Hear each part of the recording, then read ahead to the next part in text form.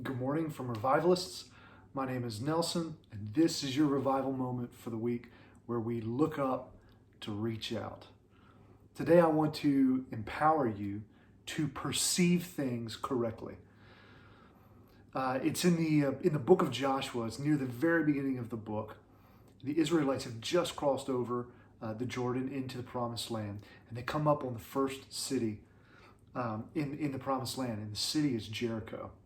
They send in spies and look at the city, and in chapter 5, I believe it's chapter 5, it starts off by saying, now the city of Jericho was shut up tight, and because of the Israelites, and no one went in, and no one came out.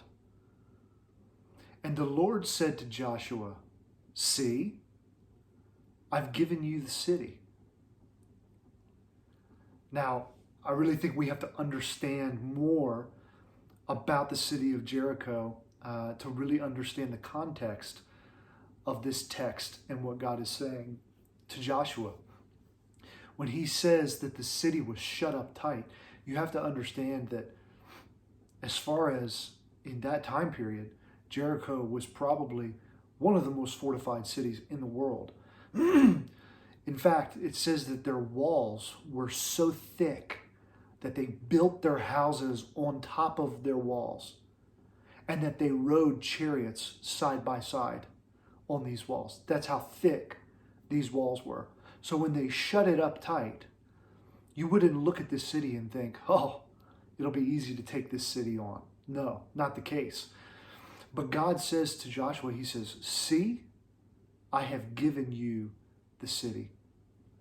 I think it's very, very interesting because how often do we look at things or see things in our life, circumstances or situations, things that we face at work or things that we face at home with family or with friends and relationships, and we think, this does not look good. This does not make sense. And God is saying, see, I've given you this opportunity. See, I'm opening that door. See, I'm providing a way. See, I've given you the city. And so I encourage you this week, whatever it is that you're facing, whatever it is that's in front of you, and for those around you, whatever it is that they're facing. You may see someone this week at work or with your family or with your friends that is facing a city that's shut up tight. They're facing a tough situation, and it looks like there's no hope.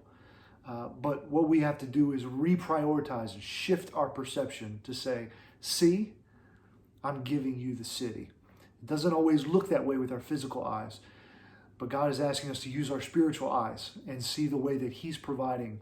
In another place in Scripture, it says, He says that I'm doing a new thing. Will you not perceive it? Will you not see it? And once again, it's not a look with our physical eyes and see it, but it is, will you not understand that I am doing a new thing? It's easy to miss that sometimes. I have to think of a time that I was on a flight and I was flying in, and it was late at night that we had left on this flight. So when we landed at our destination, it was early in the morning. It was 3 o'clock in the morning, and we went out of the airport and it was pitch black and you couldn't see anything. And God just spoke to me right there in that moment and just said, see, this is a new day. And it doesn't look like a new day. It looks like it's still dark. It looks like it's still night. But maybe, just maybe, you're stepping into a new day and the sun hasn't risen yet. Some people get up at noon. Some people get up at 10. Some people get up before the sun comes up. But it doesn't change the fact that it's a new day, even if you can't see the sun. So I encourage you to look for those opportunities this week to change your perception so that you can see what He's doing.